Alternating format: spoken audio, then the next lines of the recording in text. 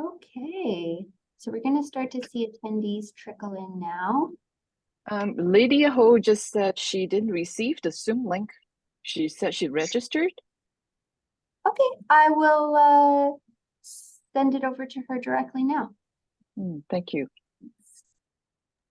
So welcome everyone who's joining us on the webinar. We've got about 20 seconds before we get going, and I'd like to thank you all for being here today.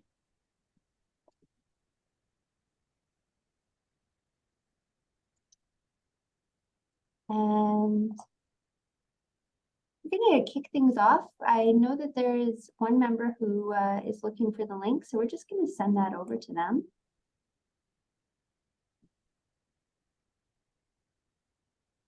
And I'm glad that all of you received it and are here with us this lunch hour. If you're able, if you can change your Zoom name to your actual name, it helps us understand who's in the room with us and make sure that we are tailoring our answers to you. And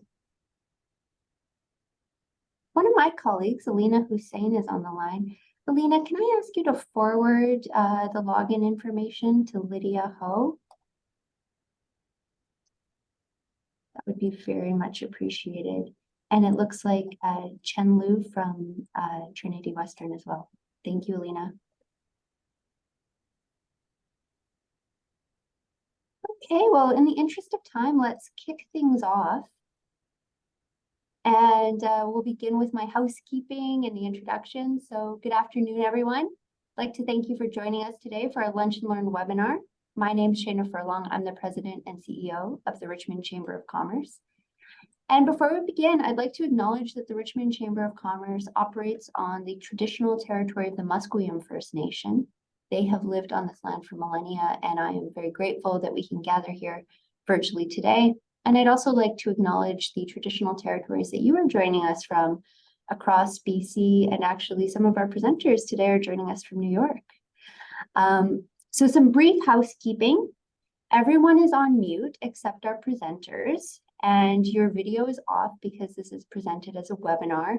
That said, we are absolutely encouraging questions. I'd love for you to submit those via the Q&A function at the bottom of your screen. If you run into any technical problems with the chat, please submit them on the chat function so that I can attend to those in a timely manner.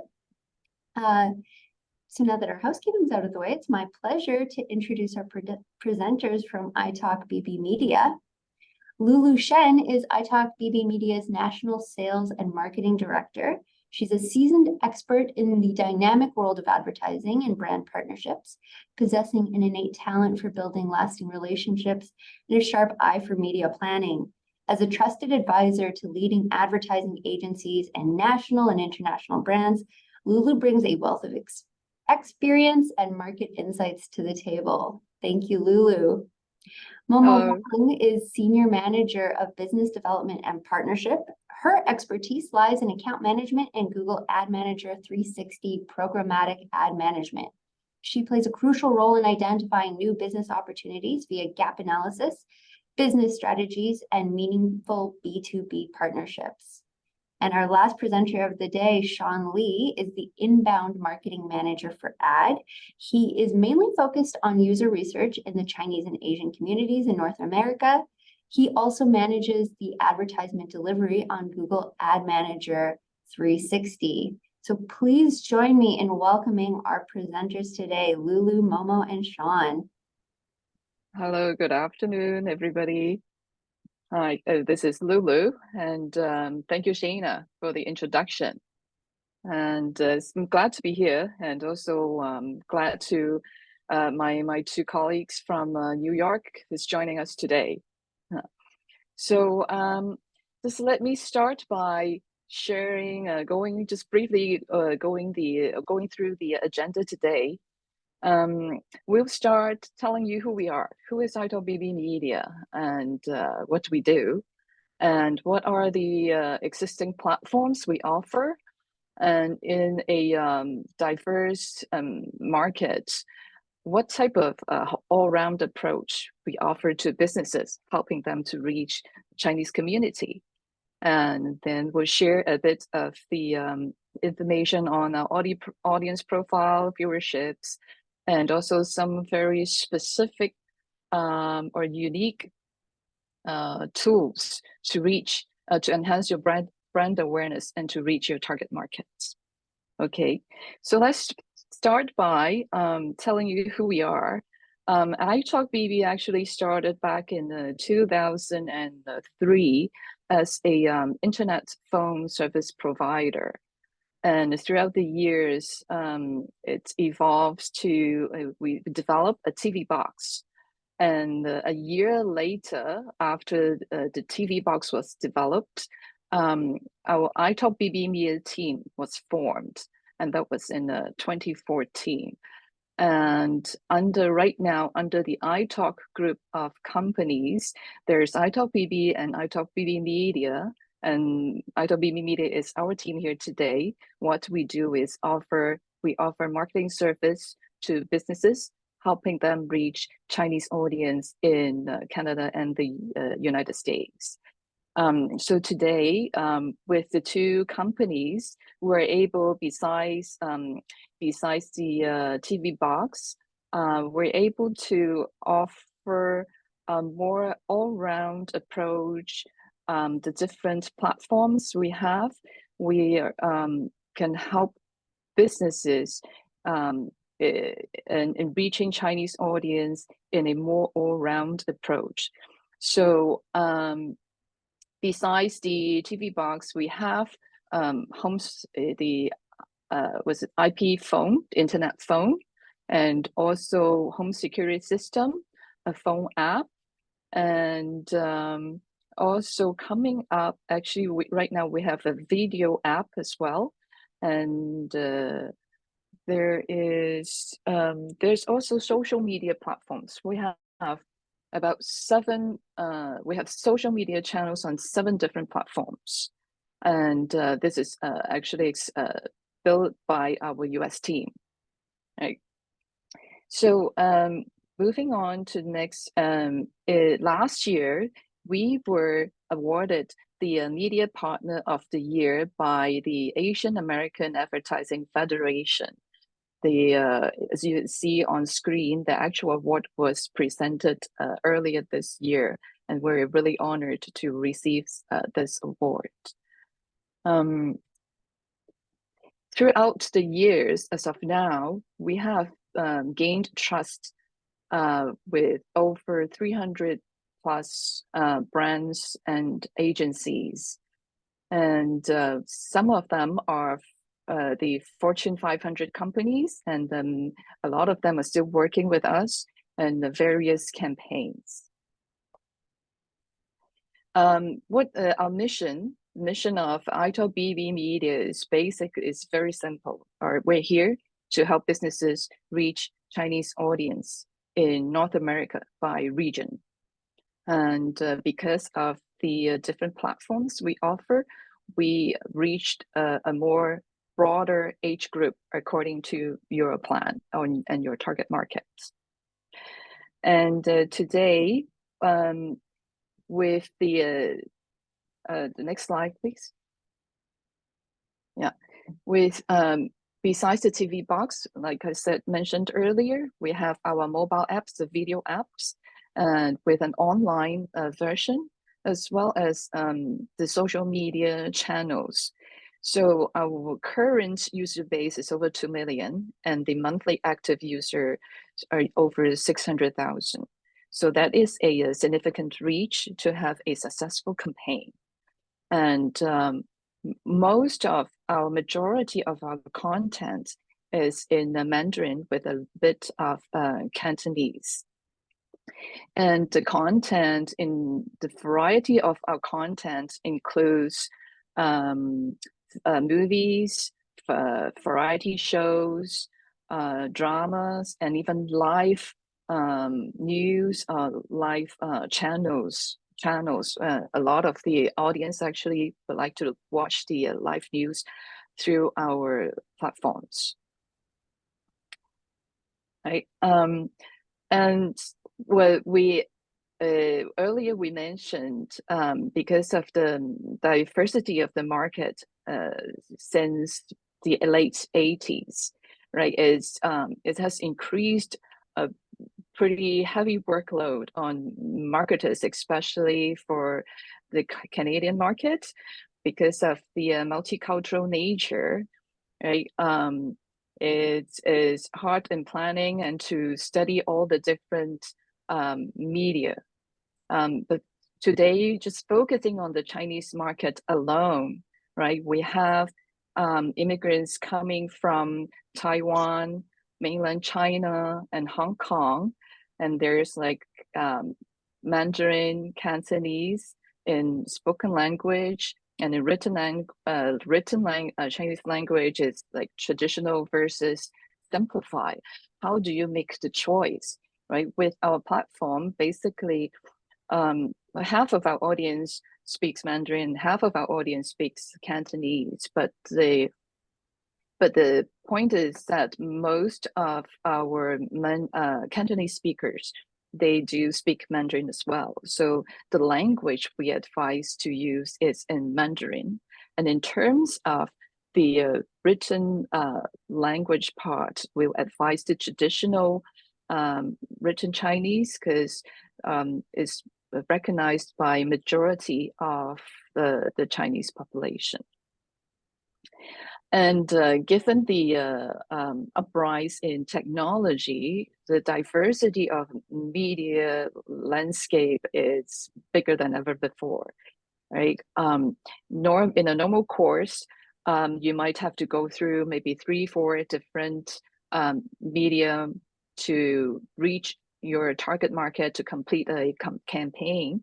But because of what we offer, the platforms and the tools we have, we're able to help you to reach a broader age group from baby boomers to Gen XYZ, right? So is more like a one-stop shop or more a comprehensive approach for you to execute your campaign. And actually in the, we have helped food groups, international brand or international food groups in helping them to launch their new products and or product sampling, right? Because just as Mid-Autumn Festival in the past 2 weeks, our team has been helping this international brands to on the mooncake sampling, and they've been really busy in the past 2 weeks, and feedback and results were pretty well. So this is the part that together with our retail operations, we have our iTalkBB team. They have 17 retail operations in Canada and US. And together with their team, their retail locations, we're able to offer this specific service to brands in the products, and to generate a more like a first experience of the products before they decide to whether to continue to purchase products. So we are also, in terms of the language and cultural barriers that a lot of the marketers are facing, we're able to help because of the diversity of actually the background of our team. We're able to help to resolve that quickly and in a more in-cultural manner. Because I suppose a lot of you might have seen translations, Google translations, Google Translator ads, which we don't really understand what the message is. But in terms of, but when you have a proper translation, then you hit your target market, and it's a more, we should say, a more appropriate way to reach your target market.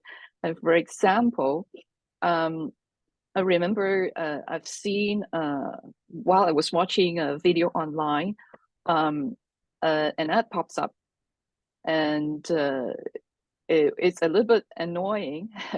And then, but the thing is also the language of the ad is not in my language. Sometimes it's in a foreign language that I totally don't understand. And sometimes it's just that it's pretty intrusive and annoying. And when you're trying to reach your target market, it should be in the same language as your target market, and the message should be very clear, right? So our team is be able to help on that. Just lately, we've been working with a BC food group, and I guess I don't want to say limitations, but because of their planning, they do not have the some of the creatives that they would prefer. So our team jumped in, helped them to generate what they like in a very short turnaround time, and launched the campaign. So they were very happy with that, and the results of the campaign was good as well. So so to reiterate, basically, we are not just we're not just here to take your media budget, do the buy and say and spy. We're basically your media partner. As long as you have a strategic plan, or before you form your strategic plan and you need any advice, we're happy to share our experience and provide advice to your team for planning.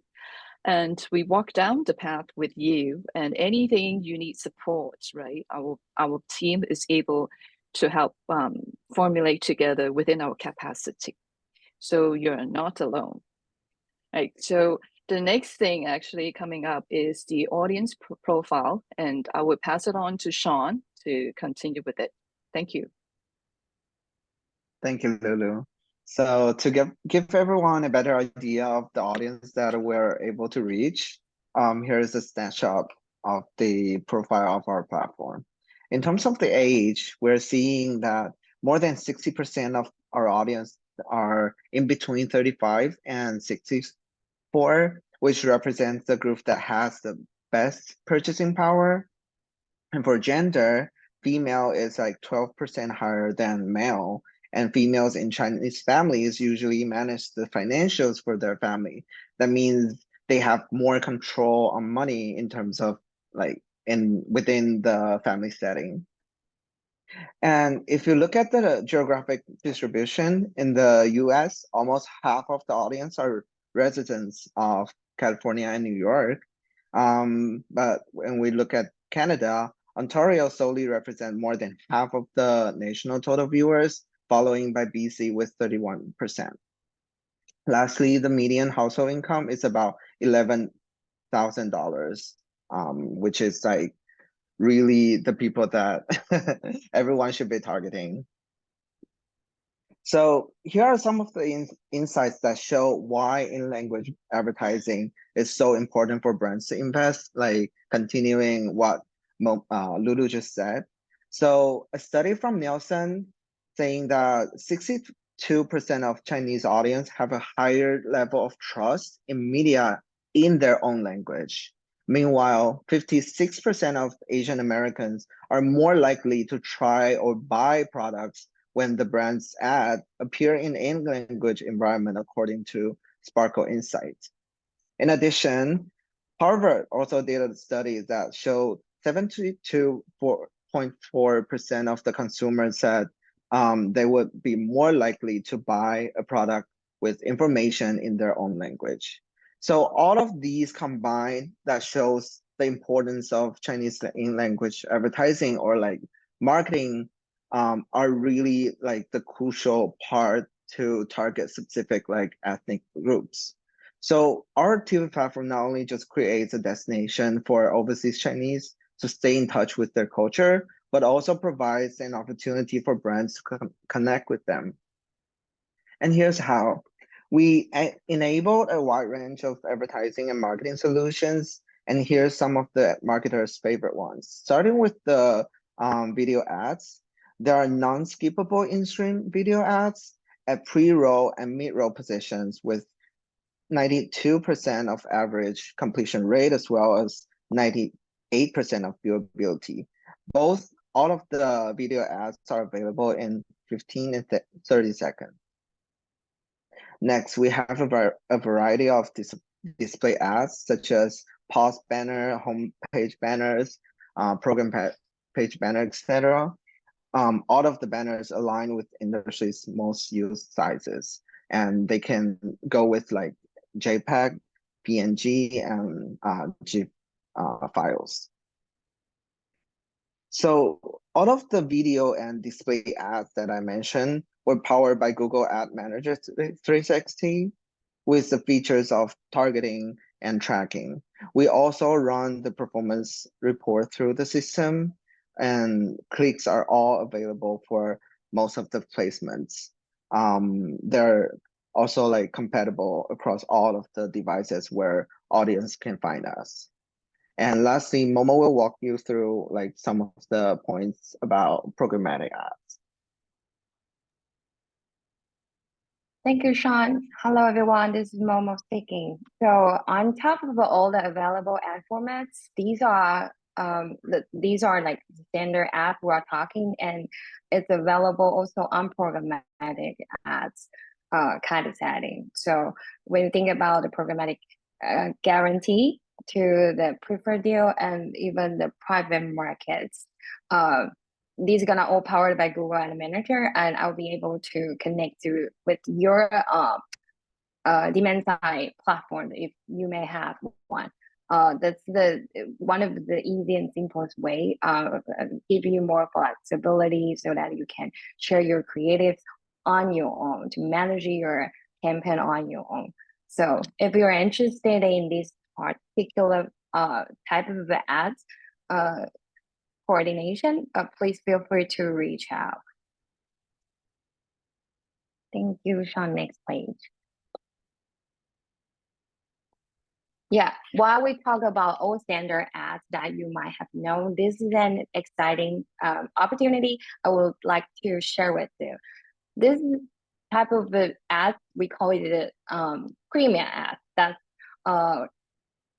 something we just launched last year. It's called the in-content virtual product placement. It's one of the non-intrusive advertising, whereas we just use AI technology.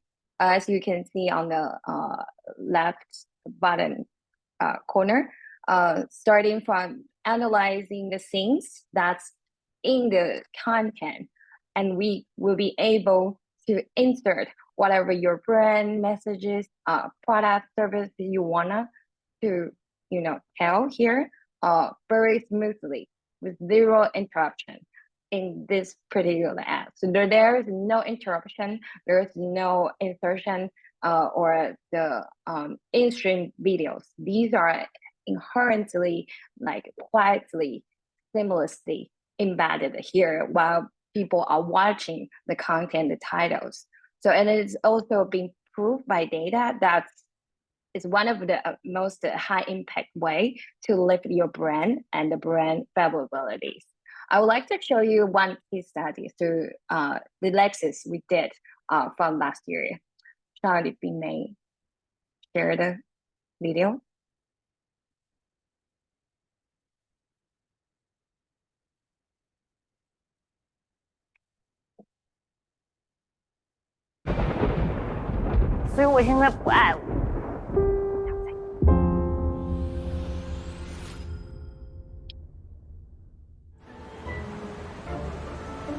So you can see on the building, maybe next to the bus stop. Thank you, Sean. Yeah, in any possible way that you don't need to worry about where to put your ad. the AI technology will help you identify the best thing to tell the best story, give the meaningful strategy stories behind, and like to smoothize the communication with your audience.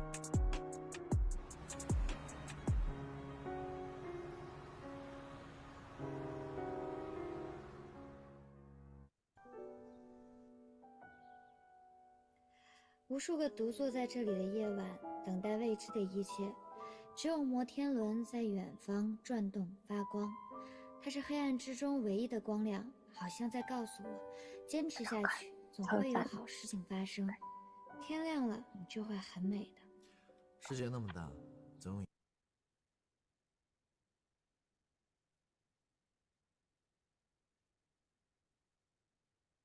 Yes. And most excitingly, if you want to see it right now, we actually have another ongoing campaign. Just happened a week ago with Toyota. We launched a new campaign. That's as a holiday greeting. Also use this virtual product placement technology. So if you may, can we share the link, or Sean, can you take us to the homepage of our website? It's in the chat.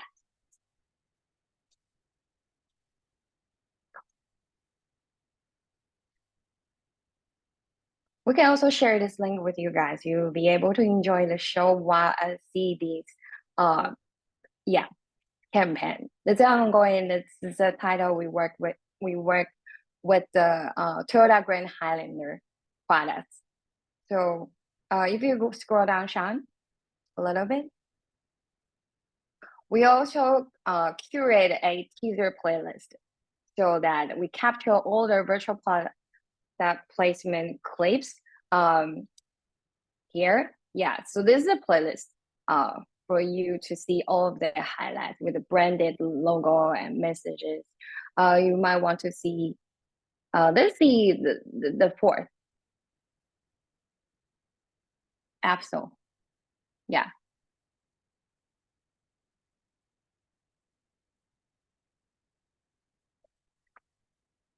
Anyway.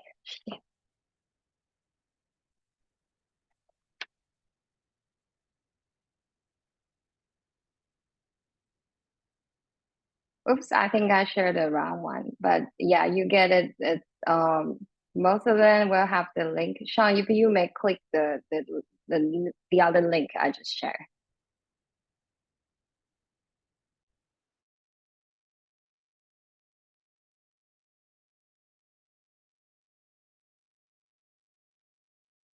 Yes,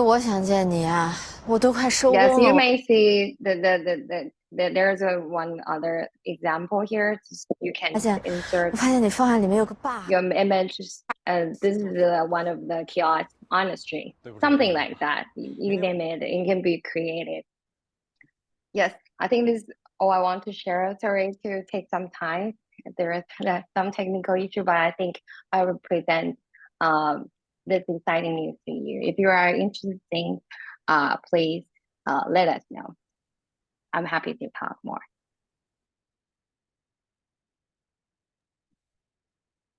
Oh my gosh, what a fantastic presentation, Momo, Sean, and Lulu. I feel like I had a lot of takeaways there. So I have a couple of questions I will start us off with, but I'd like to remind everyone on the call, our Q&A is open. So if you have a question, if something tweaked for you, even if it's something kind of tangential to the presentation, please throw it in the Q&A and we'll try to get to as many as we can before 1 p.m. And we may be giving you a little bit of time back in your day as well. So Momo, this question is for you. In content virtual product placement generated by AI, that kind of blew my mind. The capacity for that seems so huge. So in the example you shared with us, are media creators purposefully embedding the capacity for this in the media they're creating? Right, that's correct. But the best part is we can actually add it the creative for you, because you can see like in some angles that creative might as the like the normal and creative you have. So what we do is, first of all, we will analyze the scene for you, like either it's on a bus stop, it's on a wall. It could be easy as simple as an object, because the car is too big, but sometimes if it's just a bottle of water, Coca-Cola, we can create a one on your your table, or behind the shelf, that kind of thing. So all we need is like editable creatives, like in PDF file and PSD files that we will just render the creatives for you, and that will seamlessly just be embedded in the content itself. And we will work on, because since as Lulu said, we are the content creator as well as the licensing publisher. So we'll be able to talk to the copywriters directly to get you the copyright you need in order to make this happen. This technology is really, really impressive. I had no idea we were here with AI right now, and I'm feeling Right. times. So is this dynamic? The example you showed us was tied to Toyota. If, for example, like Midland Appliances had a similar market and wanted to put some products in there, like, is the content tied specifically to one brand right now, or is it dynamic? Yeah, I think it could be possible to do it, but the only thing is we need to get the copyright before we start making the tweaks, right?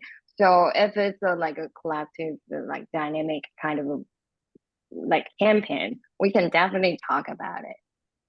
Yeah, and may I add to that? Actually, there's no exclusivity. It's a matter of, the target market the advertiser is trying to reach. So we will choose, we will have a few dramas for the client to choose from.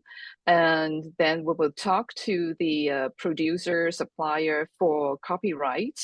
And depending on what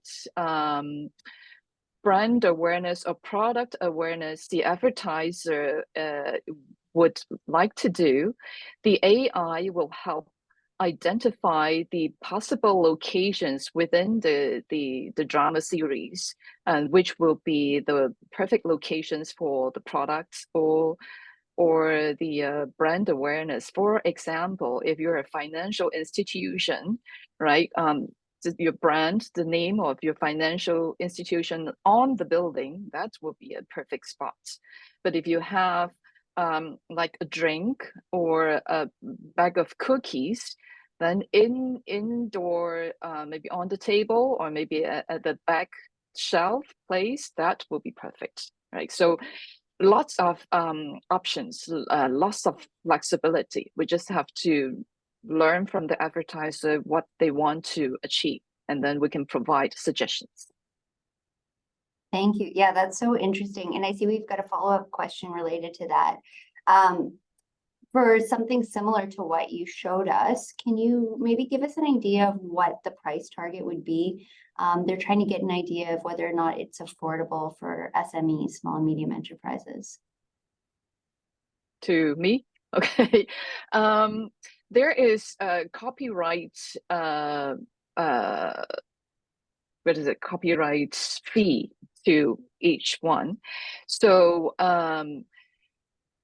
per episode, we're talking about from 10K to about 15K per episode. Is that right, Momo? Yes, and also depends on the total number of the insertion you want. We usually recommend like 1 or 2 insertion per episode. So like, for example, I will give you an example, like for Toyota one, we have 10 insertion in the first 10 episodes, because that's where you get the most eyeballs, right? That would be a package, and not just the insertion. We also want to make it more effective. So at the beginning, pre-roll of the show, we also play your TV advertising, the TV commercials. So I would just suggest we need to talk to sales like Lulu, and she will make a package for for your brands, depending on your budget and the final like goals you want to achieve, right? I think that would make more sense. But overall, yeah, there is a starting point, at least like a 5 insertions required, because you need to pay for the licensing fee and you're insertions too. That doesn't make any sense, right? So 5 is a minimum, but we usually recommend 10. But the in between, there is a range. And bear in mind, because these dramas will be on for a period of time, 1 to 2 years, and your ad, the content stays there. So you're not paying for a month or 2 months, you're paying for a longer term, right? So, and together, just like what Momo just mentioned, it's not just the ad in the content. We will come up with a package to build the whole awareness surrounding the your products or your brand. So it's a pretty comprehensive package, and that's why Lexus started last year, and this year they came back with the Toyota, because they're really happy with the non-intrusive advertising reaching their target markets. Pretty impressive stuff. Thanks, guys. Lulu, in slide 9, you were talking about the challenge of translation and making sure that it is a human being doing the translating, not just Google Translate. We know that there are also cultural pieces that don't necessarily translate well. So I'm thinking of a pretty famous example, Pampers diapers. When P&G first started selling Pampers in Japan, the package had an image of a stork delivering a baby. And we know that imagery in North America and in parts of Europe, but it didn't really translate to Japan, because there they had a tale of a giant peach bringing babies to a waiting parent. So they were just kind of confused by this giant stork.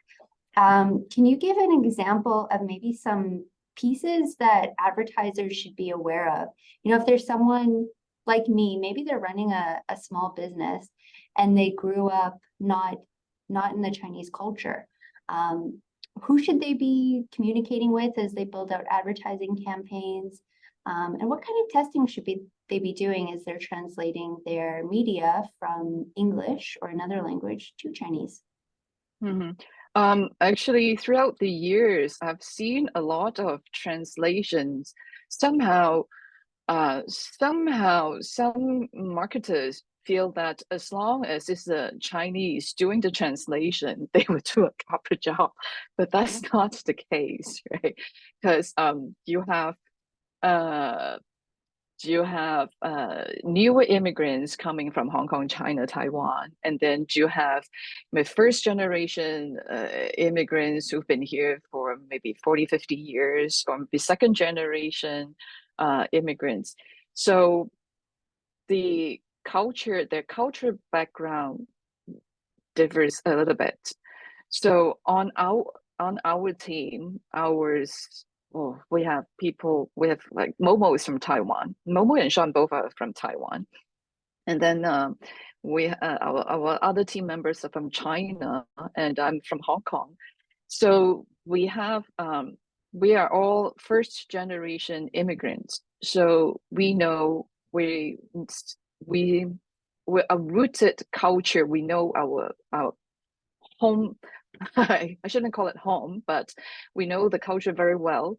So when we are doing the translation, we're not necessarily translating the words.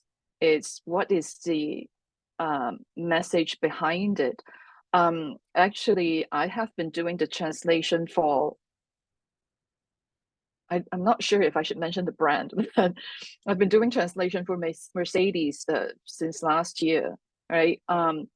If a direct translation, a lot of the messages won't work. So you have to spend some time to study what the advertiser is trying to get across, and then use the appropriate words or phrases to use appropriate phrases for the campaign, and because they have a Chinese manager reviewing all the campaigns. So far he's been happy. So I think the in culture thing is, first of all, you need to have a good understanding of the English language as well as your mother language and culture before you can put together proper campaign. That's awesome. Thank you so much, Lulu. Mm.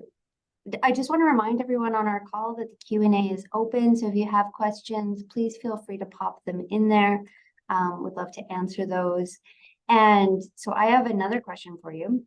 So in Canada, just within Canada, according to the last census, 1.7 million Canadians reported a Chinese ethnic background. And just here in Richmond, it's 54% of Richmondites identified with a Chinese ethnic origin. That's a huge percentage of our population. I'm wondering if you have any insights, perhaps, Sean, as to the distribution of Chinese Canadians or Chinese North Americans throughout our continent. Like, are there areas where programming in Cantonese is more effective because the concentration is a greater population from Hong Kong or Taiwanese? I know in Richmond, we are very lucky to have a wonderful, diverse population, but for marketers who are looking continent-wide, are there pieces they should keep in mind as they move forward?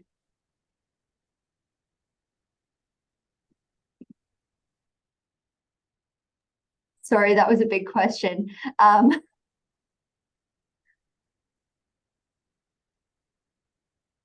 Do you mean like in terms of reaching through the different language background? Yeah, I'm thinking if you are for instance, a car manufacturer or a marketer, and you are going in market in San Francisco, is the language you would use to reach your consumer the same as what you would use in the Vancouver area? I suppose it all depends on who your target market is. I think in terms of auto dealerships or auto brands, they might not be the language issue might not be too much of a criteria, but rather than maybe the age group, which model of the car, which age group they are trying to target, right? So yes, like you said, in Richmond, we have over half of the population with Asian origin, right? And adding to that, actually, the spending power of British Columbians is in general 25% higher than the rest of the country. So this is a significant part of the consumer market to be in. And if you're missing this part of the consumers, you're missing at least 20% of the total Chinese population. And this goes back to business sustainability, down the road, and so on and so forth. So in terms of the language-wise, I think what I mentioned previously is more on when you're reaching to maybe certain, like maybe newer immigrants from Hong Kong who are more Cantonese speakers, maybe through our other tools like social media, or that might be a more appropriate target. It all depends on what the products and what is the purpose of reaching this particular language speaking group. Thanks. And I just want to add on two ways that it could be relevant. While you're just thinking there, for example, Lulu said that their car, like a vehicle brand, that might running a national campaign. So your language might be more like a broad and general to the public. Whereas you have a local supermarket in Richmond, you want to, deliver through your own, accent, dialect, whatever you feel more comfortable to cater to the community. So there is a geo targeting difference here. And secondly, even Chinese itself, there are like dialects in different community. So we have program targeting available for the marketers. Whereas, like Lulu said, mentioned, there is a Cantonese live TV, where there's a Mandarin show, and there is a young people love variety show. So in terms of the targeting capacity, I would say use program is pretty relevant in most of the time. You can calculate, for example, McDonald's usually want to target the variety show viewers because they just fit in naturally with like 25 to 30 years old, like pop culture, that kind of vibe. So the geo targeting and the program targeting would be the two ways that I would recommend for the marketer. I hope that helps. Thanks, Momo. That's a great answer. And I think we have time for one or two more before we wrap up. I see another one on the Q&A. Do you think it's more effective in 2023 to reach Chinese people in North America through traditional media or digital media? That is a question regarding sustainability plus immediate spending. Because according, I forgot who did the statistics, but I think it's one of the financial institution. Close to 80% of Canadian assets are in the hands of baby boomers. And we've done the research back then. Over 50% of our audience, they do not surf the internet. So if you're trying to reach the baby boomers, right, TV is still a very effective way.